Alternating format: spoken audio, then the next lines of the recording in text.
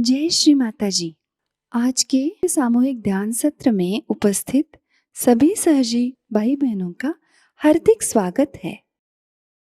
ध्यान की शुरुआत कुंडलिनी चढ़ा के बंधन लेते हुए करेंगे।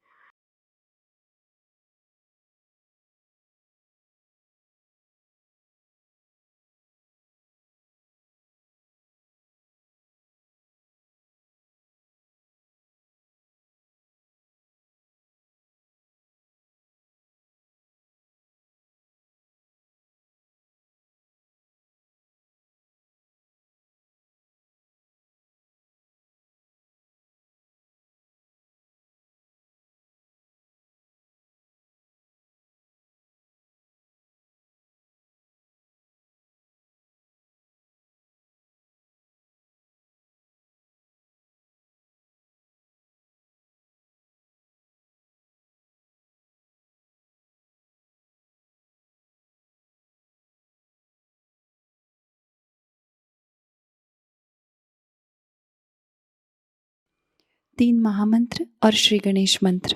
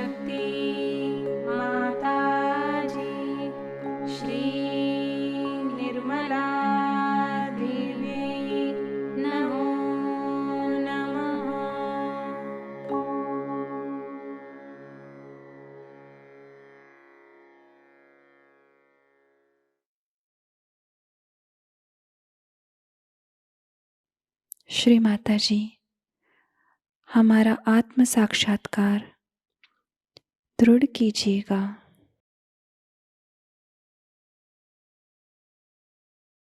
पूरा चित्त हमारे सहस्त्रार में ही रखेंगे।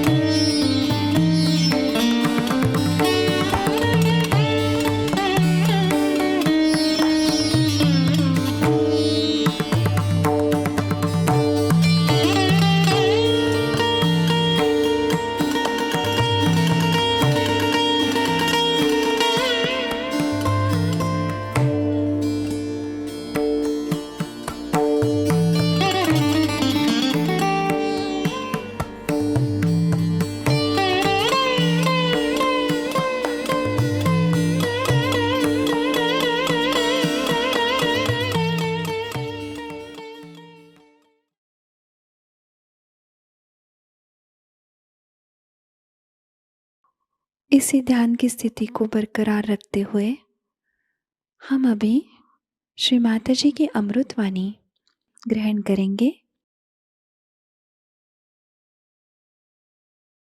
Today you all have gathered here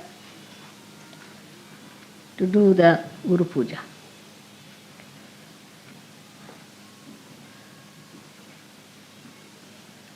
Your Guru is a mother first and then a Guru. And that has given me a greater help. We have had before also many Guru Pujas, mostly in England. And you should wonder why Mother always somehow is doing Guru Puja in London. The time falls in such a way that it is in Guru Puja. I am here. During that time, I have to be in London. So many years we have been doing Guru Puja in England.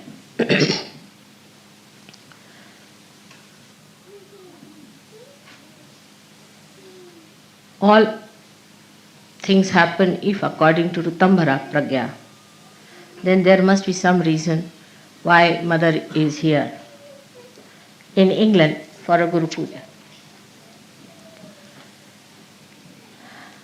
It is stated in the Puranas that the Adi Guru Dattatreya worshipped Mother along the banks of the river Tamasa. Tamasa is the same as your Thames is. And he himself came and worshipped here. And the Druids, those who had the manifestation of the Stonehenge and all that, are originated from that time in this great country of Shiva or the spirit.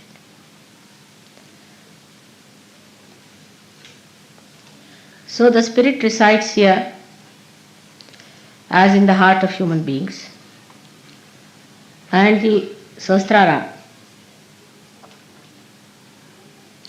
is in the Himalayas where Sadashiva exists at the Kailasha. This is the great secret of we having so many Guru Pujas here. To culminate it today into the special type of Guru Puja in the year of the 60th birthday of your mother has a special, very, very special significance, because it's the Guru Sashti. It's the 60 years of your Guru has been celebrated today, and that's how it's a very big occasion that you all have gathered under the influence of again Ritambhara Pragya.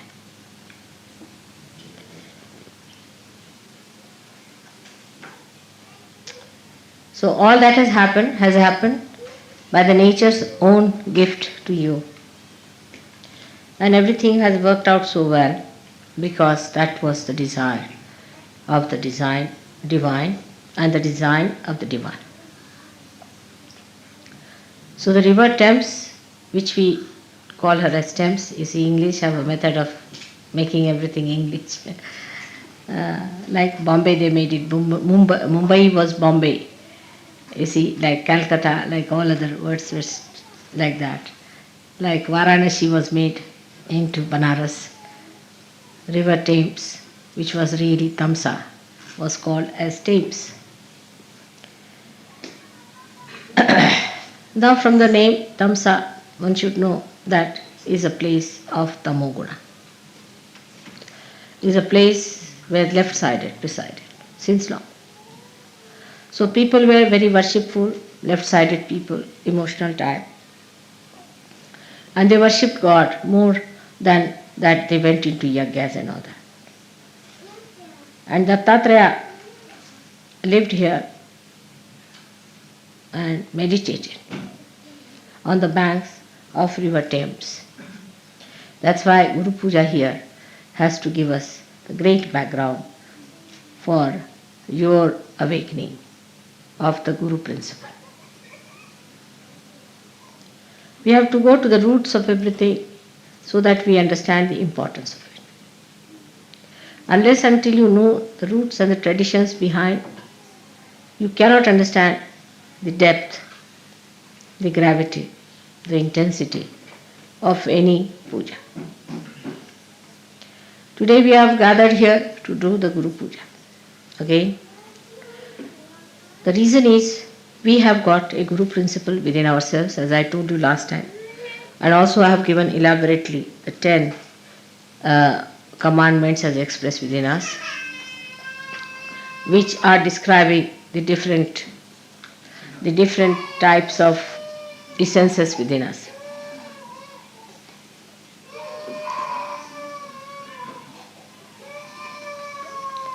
The essence of Guru Puja has to be awakened within us. That's how we are having this program here.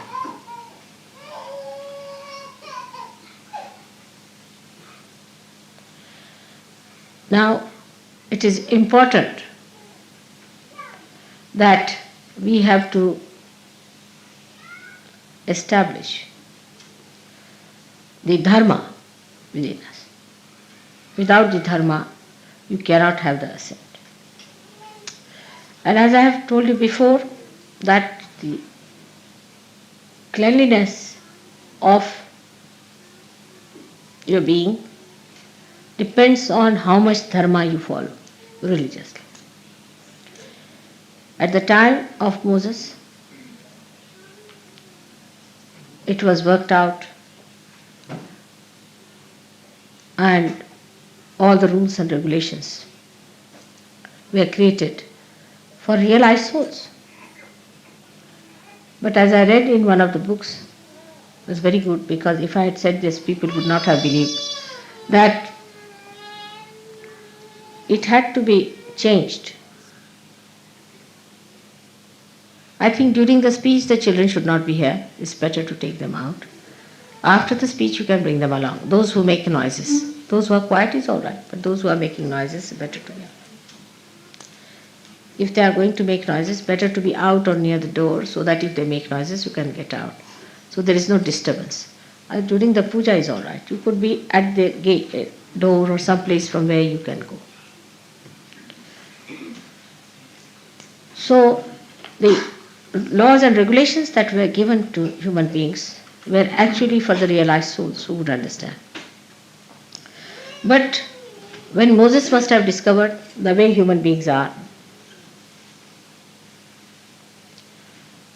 he must have changed them to very strict rules, because with human beings as they are, one has to be extremely strict. They can't understand anything but fear. If you have a stick in your hand, you can put them back. Without that stick, human beings won't listen. They are only all right if there's a fear. Now if you see today, the condition of all the nations, those who are having leaders or prime ministers or presidents, they are all people extremely strict, very dominating, and very dry. And normally people like such people. Even Hitler succeeded because of that nature. So the character of a guru so far has been of a very strict nature for people who are not realized. Normally a good guru, Sadguru, he doesn't like to talk to people much. They throw stones, or they don't like to talk to people who are not realized.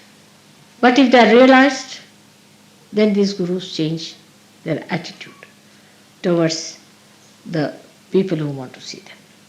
There's a tremendous difference between a person who is realized and non-realized in the protocol of God. A man may be the king or anything, he'll be asked to sit outside.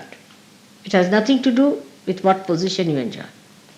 As long as he is a realized soul and not possessed, he is given the highest position. But if you are possessed, then also the guru will tell him that you get out from here, first get rid of your position and then come. And all these strict rules were there, that such and such person must be killed, such and such person must be given a punishment of cutting the hands, cutting the feet, even absolutely destroying the eyes. This was done because they were not realized souls. It was a great realization of Moses, I think, that he took to the another kind of law which is known as Shariat now, and that's what the Muslims are following. In a way it's good, I think, because people who are now normal people really deserve such a rule. But it should not be so fanatical that you cannot discriminate between a realized soul and non-realized soul. Now, the guru within you will be awakened if you are strict with yourself. That's one point, is very important. Unless and until you are strict with yourself, the guru will not be awakened with you. People who are lazy lumps, who cannot sacrifice anything, who are very fond of comfort, can never be gurus. Take it. They can be good administrators, they can be anything, but never a guru. A guru should be willing to live the way he has to live. He should be able to sleep on stones. He should be able to sleep under any circumstances. Not that the disciple should force on him, but it should be his own nature that he can adjust himself. Comfort cannot crawl on a guru. Now those who want your Guru principle to be awakened must know that you should not ask for comfort. Even for a thing like that, yesterday you saw them dancing. One has to do real tapasya. Intensive tapasya you have to do. You cannot learn even a thing like dancing without going into a penance about it. So a guru has to go through a penance is important. Sahajayogi need not go. But a Guru Sahajayogi has to do it. We have to have penances. And the penance can be any kind of desire you have. Say, supposing you are very fond of food. Just don't eat the food that you want to eat. If you are very fond of sweet food, then eat something very bitter, raised to power 108. And if you are fond of some sort of a very, as Indians are sometimes, very spicy food, then eat so bland a food without salt. Teach your tongue to behave itself. It doesn't behove a guru to put his attention to food. I have seen some of the Sahaja-yogis, they are all right when the food is there, quite concentrated. But when it comes to the program, they have no concentration. It's a sad thing. Such people cannot be gurus. They can be cooks, good, or could be food tasters or something like that. Will suit them better. But if they have to be gurus, they must learn to control their tongue and their desire. I mean, fasting is a good thing for such people. Fasting is very good. All the time they are worried, what are we going to have for lunch? What are we going to have for dinner? Such people cannot have their Guru principle awakened, neither they can be gurus. So please be careful. The Guru must have control over the tongue. He must know when to get angry and when to be gentle. He must know what to say when, how much to say. That's why many gurus have been more effective by not speaking. Silence is the best way you can help others. But when it comes to explaining Sahaja-yoga, you should speak. But I have seen with some people, they are very eloquent when it comes to nonsensical things. But when it comes to Sahaja-yoga, they don't know anything about Sahaja. So you have to be the master of Sahaja-yoga if you have to be a guru. Not only in talking, but in your behavior, in everything.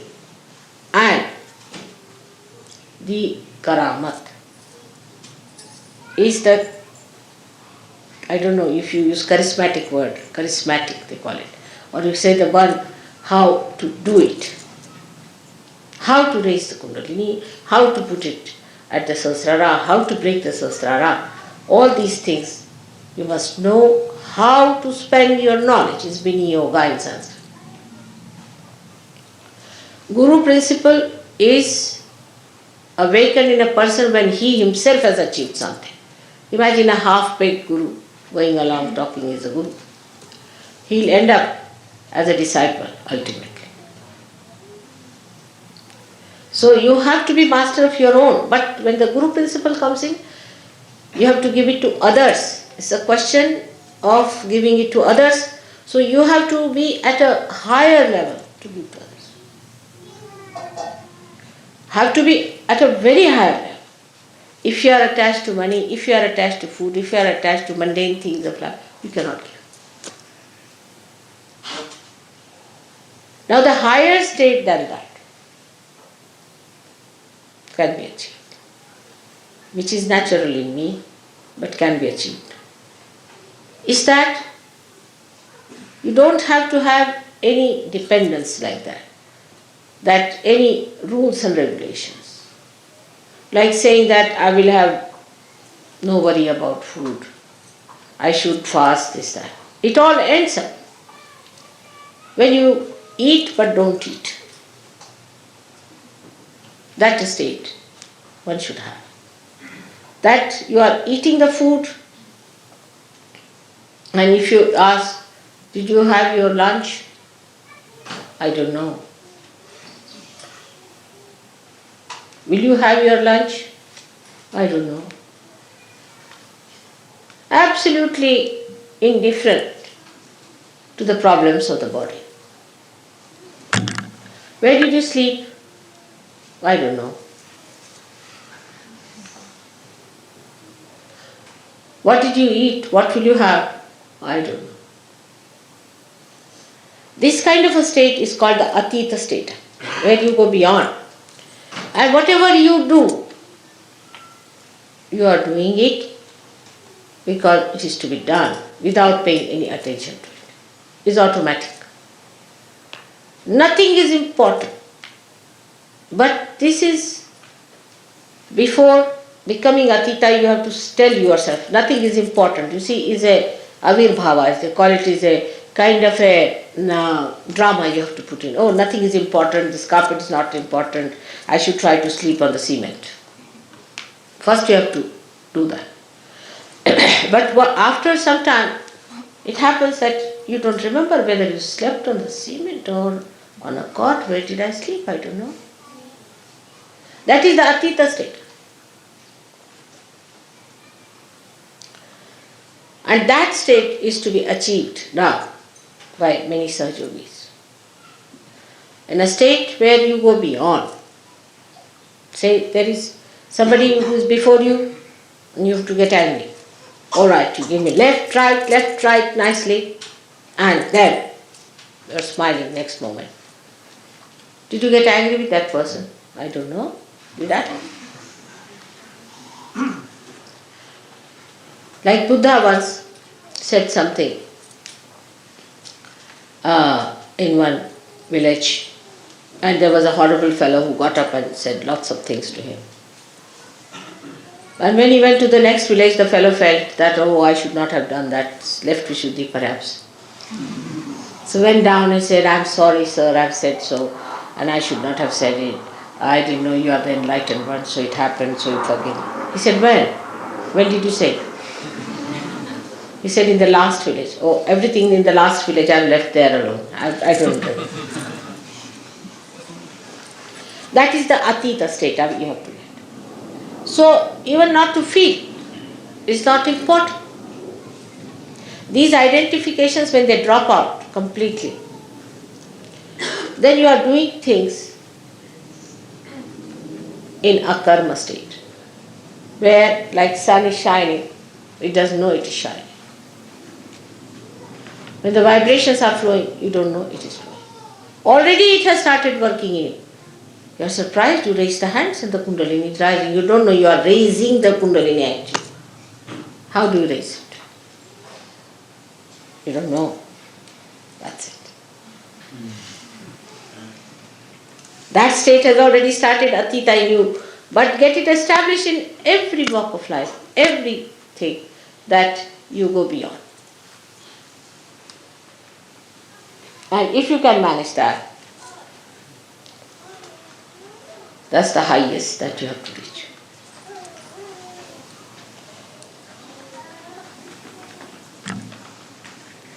Now, with the incarnations, it's very different. It's the other way around. Everything is the other way around. They don't have to do any tapasya. They don't have to starve. They don't have to tell them.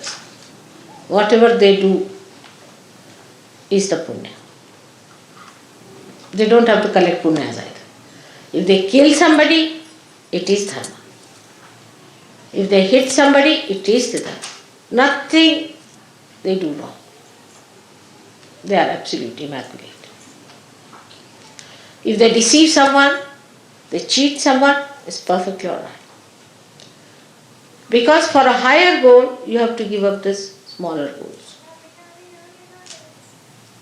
It's justified in our day-to-day life. You'll see that when you are defending your country, there's an enemy on you. If you have to defend your country, you can slay him.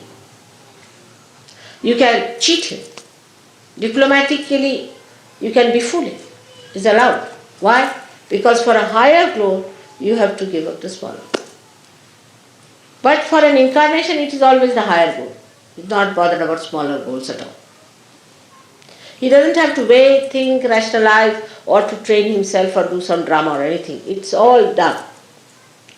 Even the movement, every movement of an incarnation has a ripple in it, which is for the good. There's nothing, not even a moment is such which is not for the good of the world. So the incarnation is a very different thing that is not to be achieved, that has to be. Now, for example, the incarnation is the bhokta, is the enjoyer. He is the enjoyer of everything. Many people say have created. Now we have a carpet here from Turkey. These carpets were created by Turkish peoples some time back for an incarnation to see. So the Rutambara Pragya will bring it round in such a way that at least I see it. Or I have it. So that their souls will be blessed. So that they feel nice. Like Michelangelo has made that not for popes, I can tell you. And not for all the rubbish people who go there. Neither Blake did all that work for the useless people who want to go and see nude artists. It was all done for the incarnation to see. That's the way they are blessed the most. Because they are beyond. Nothing touches them. Nothing is important. But it's not rational or anything that they have trained themselves. But it is automatically like.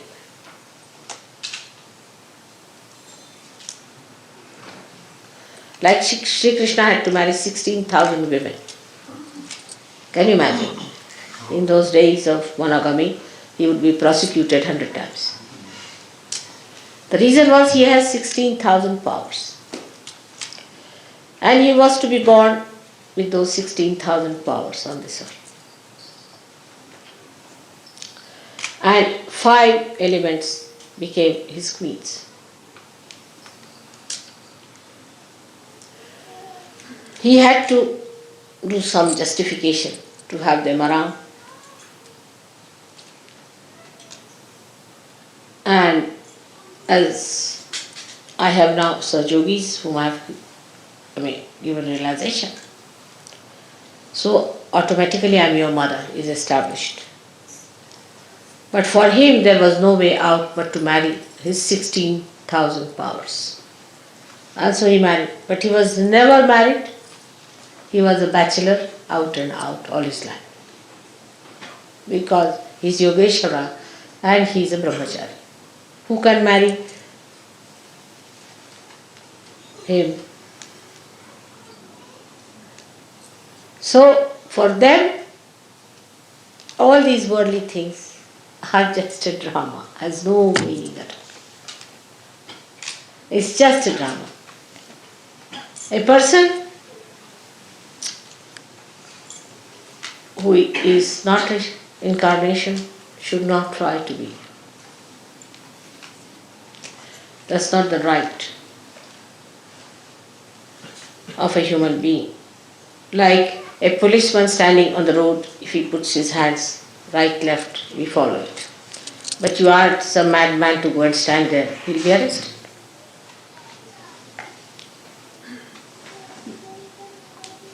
So for normal people, even you are a guru, you shouldn't allow them to touch your feet.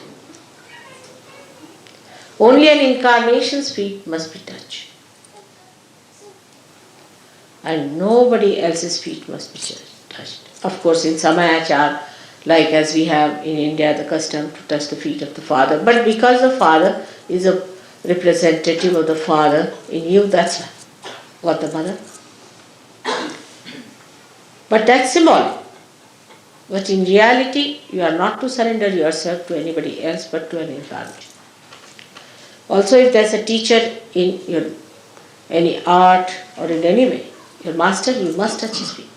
Even to take his name, you have to pull your ears. But nobody who is a human being should touch your feet, especially the Sahajogis should not. Nobody should ask anyone to touch your feet. As an elder you may, that's a different point, but not as a guru. It's a very dangerous thing. Once you start it, you know what it happens with so many. They are just gone out of such.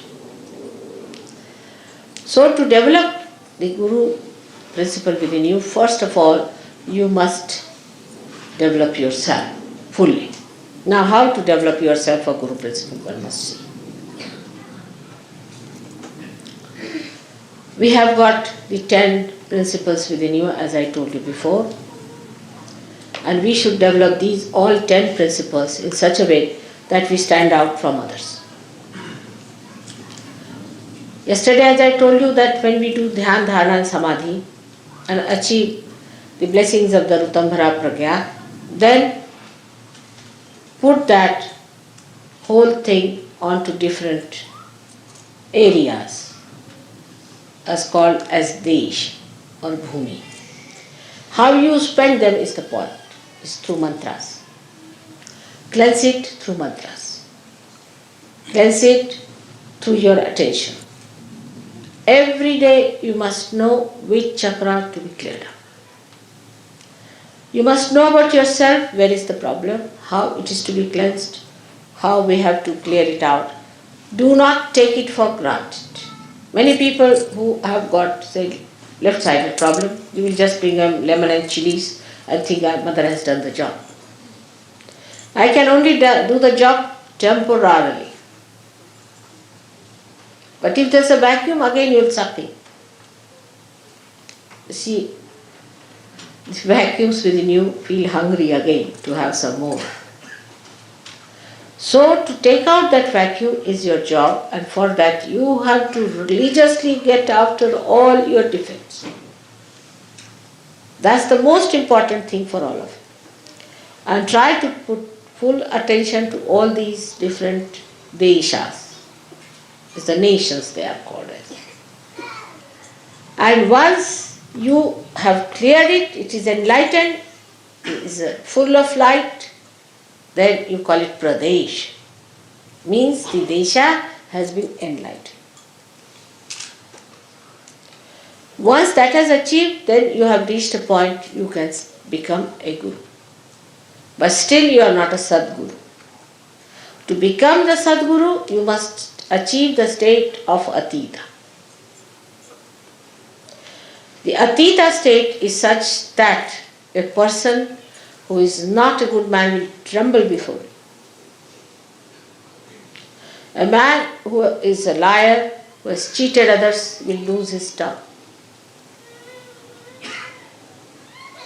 A man who has adulterous eyes, who is a man without no control, without any control over his mind as far as the women are concerned or men are concerned, such a person will have shaking in his eyes. Some of them will shake. Those who have been possessed will be shaking very much. They will be all exposed before the light of a Sadguru. When you achieve that, you don't have to fight them. They will themselves be exposed, and you don't have to do anything about it. One day I was told that there is a servant, lady servant, who is a very possessed person in the family. So I said, get rid of her. I went to the airport. On my way, I stopped at that house. And the maid servant just walked in, you see. And there was a big gutter flowing. I mean, not a gutter, but an open sort of a thing. And she saw me and she fell in that. I said, oh God. So I told the driver to take the car a little ahead. And she fell in. It happens. I was traveling by plane one day and a gentleman in front started just jumping. So as Sahajayogi asked, "Are you from TM?" He said, "How do you know?" He said, "We know." So I sat back. It may be they may all have, a day may come when they might start jumping like that. Or a pilot might start jumping. It's a big problem for me.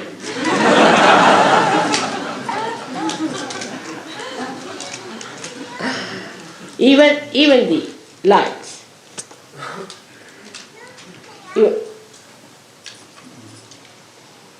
You enter into any church and suddenly you find all the lights going up like this. Even in big banquets, I find when I'm sitting there and suddenly everybody comes and sit down and all their booths come round, they start jumping and the people start looking, what's happening? Is there fire on?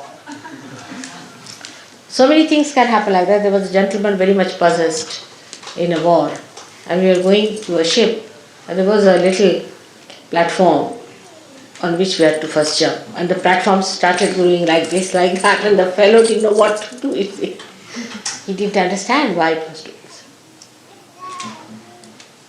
So, when you reach that state, you don't have to argue or do anything.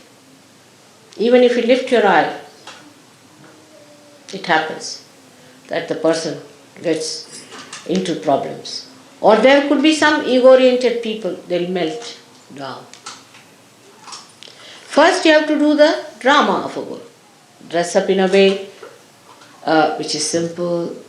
You have to behave in a way which is very gentle because you have to attract them. Come along, come along, come along. That's advertising department. And once it is done, that drama is done, it can be exposed very soon. They'll find you out that you are no good. You are just a dramatist. Once that drama has been done, then very cleverly you can bring out your real self before. So first you don't show them that you are a real hard taskmaster. Never. First use all your sweet qualities. The more they are difficult, the more I am gentle with them. Then they come inside. Then you put to the mill and you can cure them. First prepare. First of all, sometimes they are so frightened. They are so nervous. They are so upset. Sometimes too much of ego. So be gentle. Gradually they strengthen themselves also in your company. And then, even if you hit them, they are all right. That's how it has to be done very cleverly. And if you see the way I manage my Gurudam, you can also manage. But the key to Guru is patience, a complete patience and complete dependence on God Almighty. That's the key. Complete patience. First you tell them that this should be such, but they will not accept. They will argue. How, why, this, that. Alright, go ahead. Then they'll come back with a black eye. Or they may come back with a punched nose. Then you said, alright, I'll soothe it down. You soothe it down. And then tell them. So is the wisdom, the discretion of Yogeshwara you should have. How to deal with people is very important. Why I say Yogeshwara? Because at the Guru stage, you have to give it on a collective level. Individual level finishes and you jump into collective once you start becoming a Guru. So all these methods, which I explained the other day to Modi, you can understand that the 10 of your problems at the void, once solved, you solve the 16 problems of the vision. And once 16 problems are crossed, you come to Agya. And at the Agya chakra, there is such a tremendous sacrifice without feeling the sacrifice is awaiting. And one has to see what you can sacrifice in that Atita state, because you don't sacrifice anything. Everything is already sacrificed. What is there to sacrifice? And such a state should be achieved by realizing that you are realized souls, you are not ordinary people. And you cannot have ordinary, mundane types of rules and regulations. Like yama niyama. The niyamas are for yourself, yamas for others. Nothing. There should be absolute truths with it.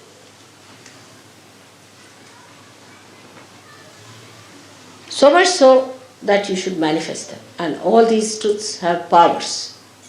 By every truth that is within you established, you don't have to do anything, they work out themselves. So first of all, you must get your chakras all right. On the chakras, you must put your attention. After the samadhi state, you will start opening them out properly. Clear them out. Know what are the chakras that are bad. I've seen people who have very bad few chakras and many good chakras, but they will be only enjoying the good chakras and will not worry about the bad ones. Pay attention to your bad chakras. Cleanse them, cleanse them. Put all your attention to that. Put the attention of the God, of the deity whom you worship.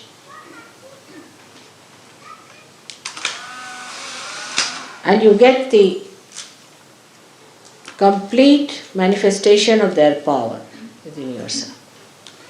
So clear all the chakras, all the pradeshas to be established, and after the establishment of the pradeshas, you have to establish the rapport with others on the collective level.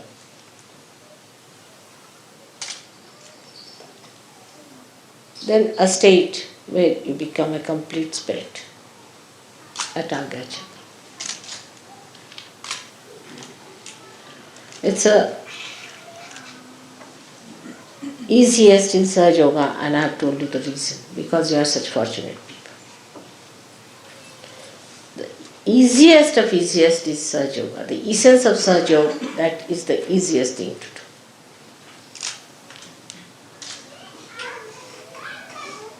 And that is why you should take full advantage of that easiest method made easy. Absolutely for you. This is the blessing of Guru Puja for you, that you all should become gurus by next year. Just you have to dedicate and say today in your heart to promise me, in your heart that Mother, not we'll try but we will be. And thrice you should say we will be, we will be.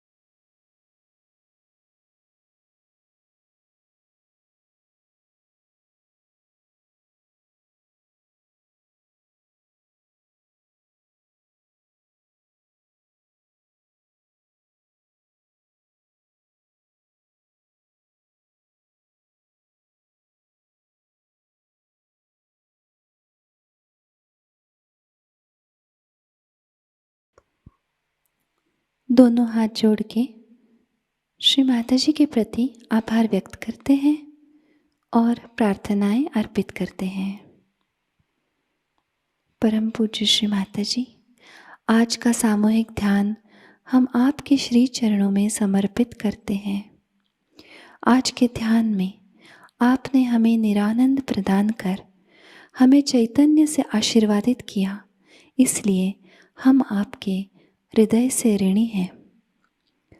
संपूर्ण विश्व में विश्व निर्मल धर्म प्रस्थापित करने हेतु कृपा कर हमें सहयोग प्रचार प्रसार का शुद्ध एवं प्रभावी माध्यम बनाइएगा माँ। हमारी सभी प्रार्थनाओं का स्वीकार कर हमें आशीर्वादित करने की कृपा करना माँ। जय श्री माताजी। सामूहिक बंधन लेते हैं।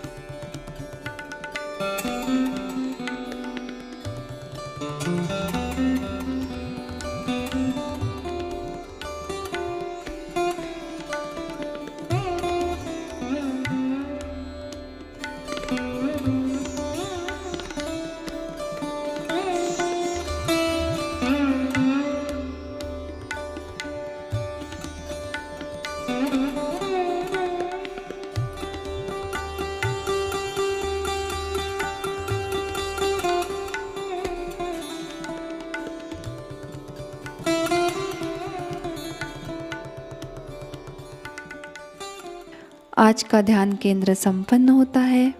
जय श्री माताजी।